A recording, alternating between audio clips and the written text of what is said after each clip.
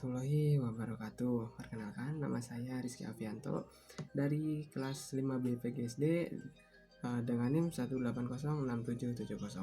Ya, di sini saya akan berbagi tips mengenai bagaimana cara mengelola kelas yang baik. Nah, kenapa sih mengelola kelas ini harus baik gitu? Nah, ini tuh sangat penting buat kita sebagai calon guru maupun nanti ketika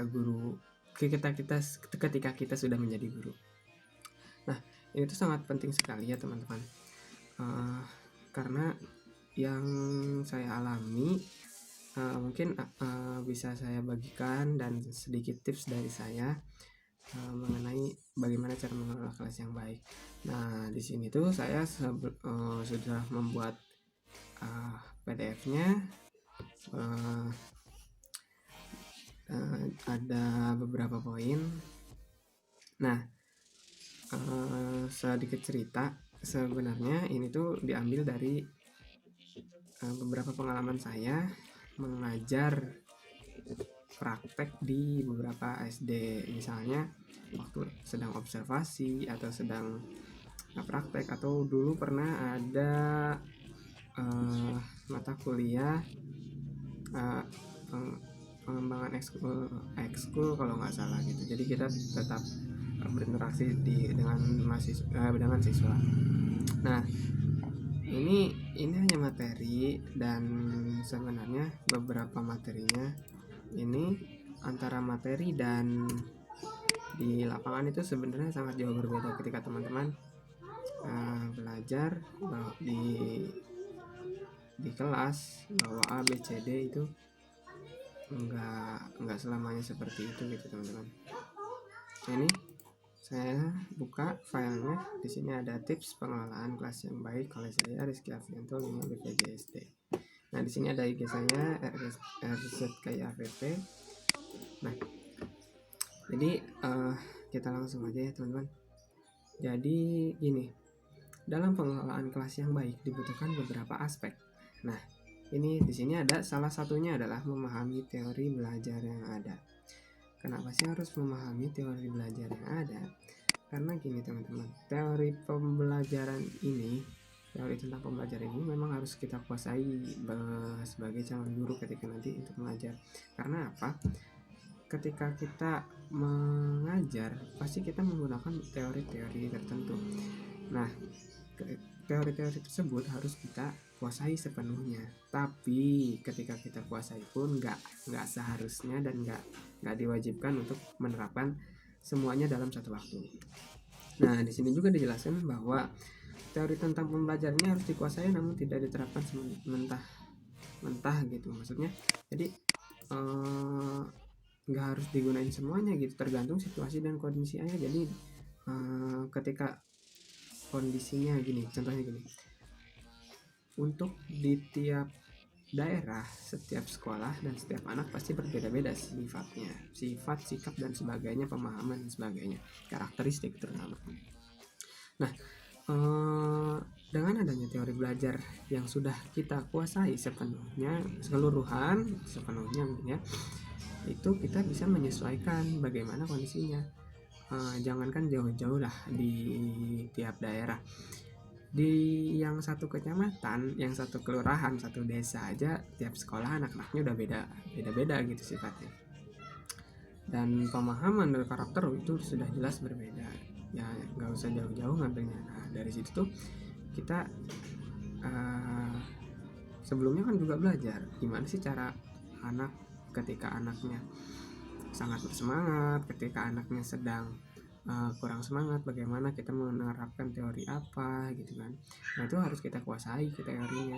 Nah, jadi ketika suatu anak lagi semangat banget nih, terus teorinya mau apa nih, ya berarti kita sesuaikan. Kalau misalnya anaknya semangat, berarti harus menggunakan teori apa. Nah, seperti itu yang pertama. Yang kedua, ini ada menguasai materi yang akan diberikan. Nah, itu maksudnya apa sih? Jadi guru itu harus menguasai materi pelajaran yang akan diberikan. Coba gini, bayangin deh sama teman-teman, kalau misalnya seorang guru nggak paham sama materi yang mau dikasih sama dia, gimana coba? Malah jadi apa ya, ya bukan guru dong jatuhnya. Kalau misalnya kita mau ngajarin orang, kita mau ngasih ilmu, kita juga harus paham. Kalau misalnya kitanya belum paham gimana mau ngasihnya, dan yang menerima ilmunya juga pasti bingung gitu. Nah, selanjutnya di sini ada mempunyai ciri khas atau gaya tersendiri. Nah, gaya tersendiri di sini kan ada penjelasannya bahwa gaya mengajar meliputi penampilan, gaya dan cara berbahasa. Lalu ada sikap juga.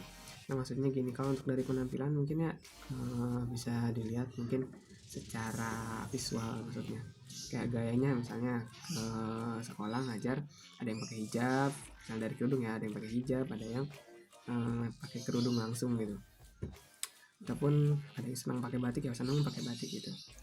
Nah, terus untuk dari gaya mengajar, terus cara berbahasa mungkin kan ada yang lugas, ada yang lemah lembut, kadang nggak kedengeran sama sekali gitu kan, sampai anak-anak bingung apa. Terus gaya ngajarnya juga ada yang buru-buru, ada yang pelan-pelan gitu kan, ada yang lagi kejar target atau apa. Terus sikapnya ada yang ke anak tuh kayak anak-anak ayo pelan-pelan gitu, ada yang bener tegas gitu, gimana biar anaknya jadi ngerti gitu, paham gitu kan, ada yang lemah lembut juga. Nah, selanjutnya di sini ada menggunakan metode belajar yang pas.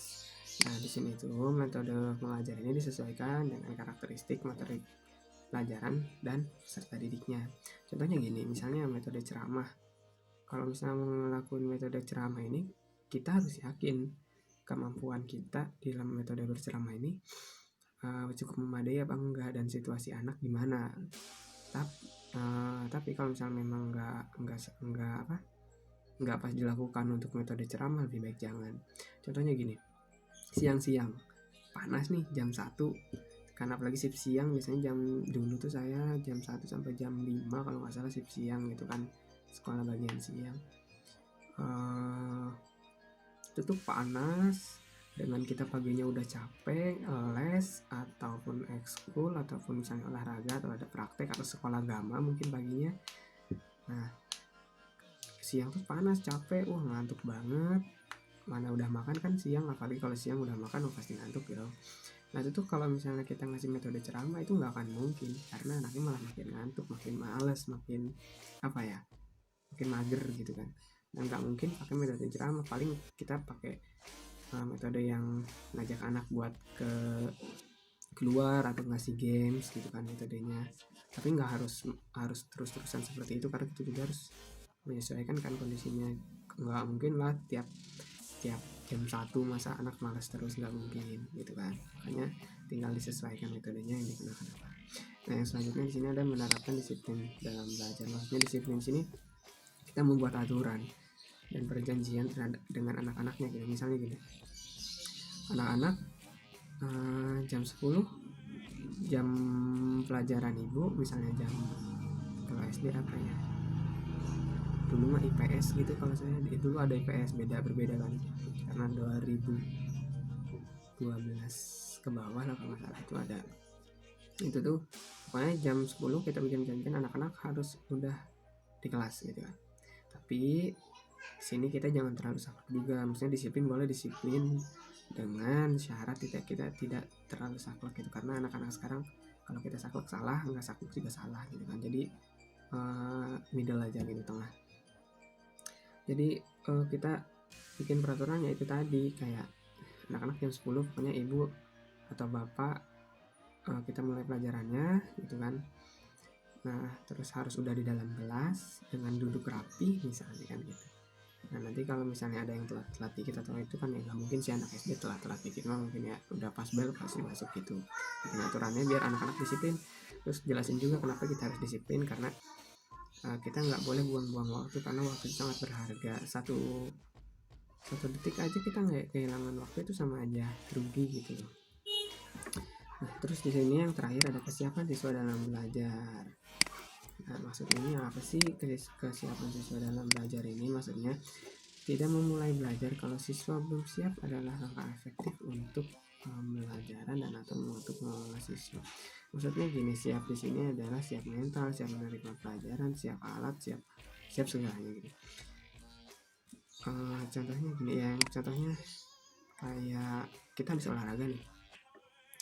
Kalau misalnya anak-anaknya olahraga otomatis ganti baju dulu dong. Ganti baju, mungkin ngos-ngosan masih capek, ada yang minum, ada yang masih di kantin kan, mungkin yang olahraga. Lalu seudahnya jam kita, mungkin sebelum waktu istirahat mungkin ya. Nah itu tuh jadi kita kasih aja jeda waktu, misalnya anak-anaknya masih ngos-ngosan, masih capek, masih kalau habis olahraga kan badannya panas banget gitu, rasanya kayak panas banget gitu lah badan. Itu tuh tinggal kita ini aja, anak-anak ibu kasih waktu misalnya, atau bapak kasih waktu 10-20 menit, itu cukup buat pendinginan mereka. Tapi ketika kita memberikan waktu itu, jangan sampai kita keluar kelas. Tetap jam kita harus kita di dalam kelas, nggak boleh kita di luar kelas. Kenapa kita di dalam kelas? Biar anak-anaknya juga di dalam kelas juga. Jadi ketika kita pendinginan, anak-anak dalam kelas nggak ada yang keluar. Karena anak-anak juga mikir bahwa ibunya aja di dalam, gurunya aja di dalam, masa kita keluar gitu kan, pasti pikiran gitu ya anak-anaknya. Jadi kita harus menerapkan contoh juga. Jangan kita nyuruh anak-anak buat disiplin, kita sendirinya nggak disiplin, dan kita juga nggak siap gitu. Makanya di situ. Jadi ketika kita menyiapkan 20 menit itu, kita bisa nggak cuma diem sih buat nyiapin anak-anak, misalnya kayak nanya apa yang kurang, ada yang kebawa apa enggak, misalnya PR-nya gimana, atau ada yang mau ditanyakan, atau misalnya anak-anak zaman sekarang tuh senangnya guru buat cerita gitu, nggak monoton gitu. Gurunya kayak ya pengalaman, cerita biasa, cerita seru, atau misalnya mau dengan games, atau misalnya apa dengan nyanyi atau bawa proyektor sama enfokusnya, ya pokoknya proyektor yang fokus dengan segenap alat-alatnya, dibawa ke kelas, lalu putarkan video misalnya, itu sambil mengisi waktu seperti itu. Ya mungkin ini tuh sangat saya ngalamin gini tuh memang dari pengalaman sih. Dulu yang kayak saya masuk siang itu memang saya rasanya ngantuk banget gitu kan, dulu pas SD, terus dikasih materi cuma buat dengerin doang, tuh kayaknya ngantuk gitu kan, malah lebih mager, makin capek, makin males gitu kan. Nah terus kalau misalnya kita ngajar juga kayaknya jangan sampai kayak gitu, karena pengalaman kita dulu jam 1 siang udah panas banget gitu kan. Terus kalau yang kalau yang menguasai materi itu jelas pengalaman lah ya. Kalau misalnya nanti kita ditanya, waktu itu saya pernah tuh ditanya waktu praktek, nah, misalnya gini, ada satu soal kan, gimana sih peristiwa yang Soekarno diculik golongan muda misalnya. Nah di situ tuh kalau misalnya kita nggak nguasain materi, ataupun saya nggak nguasain materi, otomatis saya nggak bisa jawab dong. Nah ini alhamdulillahnya saya menguasai materinya, jadi ketika mereka nanya saya jawab dengan lancar gitu. Nah, terus untuk gaya ciri khas sendiri, kayaknya anak-anak lebih suka guru yang mempunyai ciri khas gitu. Misalnya dengan gaya yang lemah lembut, misalnya ke anak, kalau Sundanya sih rapekan, tapi bahasa Indonesianya kayaknya perhatian ya. Kalau bahasa Indonesia perhatian, jadi gayanya perhatian, lemah lembut gitu kan. Ada waktunya tegas, bukan tegas. Ada ya waktunya belajar, ketika waktunya bercanda ya bercanda. Jangan ketika anak bercanda kita serius, itu juga nggak boleh sih sebenarnya. Kalau misalnya anak bercanda kita serius, jadi kesannya nanti malah kita doang yang ingin bercanda gitu, malah kayak ibu guru atau bapak gurunya ketika bercanda kita harus ngikutin, tapi ketika anak yang bercanda kita nggak boleh gitu. Jangan sampai kayak gitu, ada nantinya malah rasa kepercayaan dari anak ke kita tuh kayak kurang gitu. Nah, mungkin tips pengelolaan kelas yang baik dari saya hanya seperti ini. Mungkin bila ada yang ingin diterapkan silahkan, semoga ini bermanfaat bagi calon guru, terutama yang sedang menempuh pendidikan, apalagi yang di semester 1, semester 2 banyak-banyak banyak-banyak praktek kalau dulu ya. Tapi kalau sekarang mungkin karena pandemi kayaknya nggak terpraktek dulu kayaknya. Terus kalau misalnya yang metode belajar yang pandemi gini, jangan sampai anak stres gitu, jangan sampai dibebani tugas, jangan sampai dibebani sama kegiatan-kegiatan yang terlalu menguras terutama uang. Nah itu jangan sampai, karena kasihan, kita nggak pernah tahu kondisi setiap orang kan. Jadi udahlah, nggak usah terlalu ngasih yang ribet gitu kan. Terus materi juga istilahnya jangan langsung materi melulu, atau misalnya kita ngasih tugas tuh jangan, misalnya maksimalin aja 10 misalnya, maksimal ya bukan minimal, maksimalin 10 karena kasihan lah anak kan. Udah kalau misalnya kita jelasin kalau online gini kadang ada yang paham ada yang enggak gitu kan, termasuk saya juga kan ketika kuliah ada yang masuk ada yang enggak gitu kan, makanya jangan terlalu dibebani lah gitu karena kasihan. Ya syukur-syukur kalau nggak kena laporan gitu dari orang tua murid. Misalnya dapat laporan ke kepala sekolah lumayan itu ada hadiah dari kepala sekolahnya mungkin kan, satu dimarahin kena teguran mungkin ya. Dan ya jangan sampai ada laporan lah apalagi ke dinas gitu kan, repot kan nantinya malah dimutasi dan sebagainya itu. Makanya jangan sampai, makanya dari sini saya belajar bahwa janganlah buat ngebebani di saat pandemi gini gitu kan, kita aja ribet apalagi anak-anak gitu kan. Jangan sampai pesannya kayak balas dendam gitu, jadi kayak guru sibuk anak-anak juga harus sibuk, jangan gitu kan. Kita harus sama-sama menyesuaikan, sama-sama mengerti gitu, karena anak juga punya porsinya masing-masing gitu. Jadi jangan terlalu dipaksakan ketika keinginan kita harus sesuai gitu. Kalau misalnya mau mencapai tujuan pembelajaran ya capai aja, tapi jangan sampai membebani seperti itu. Kan kayak kemarin Pak Menteri itu bikin yang di TVRI itu kan suruh nonton, yang mungkin bisa dicobain itu. Ataupun ketika kita lagi boring atau bingung belajar apa karena tujuan pembelajarannya selesai, karena sudah terselesaikan sebelum waktunya, mungkin bisa dikasih video buat anak-anak itu dari YouTube atau dari apa, tapi harus dengan koordinasi dengan orang tua juga. Seperti itu, mohon maaf bila ada kesalahan. Konten ini tidak bermaksud untuk menyindir siapapun dan pihak manapun. Saya Rizky Afianto untuk diri. Wassalamualaikum warahmatullahi wabarakatuh.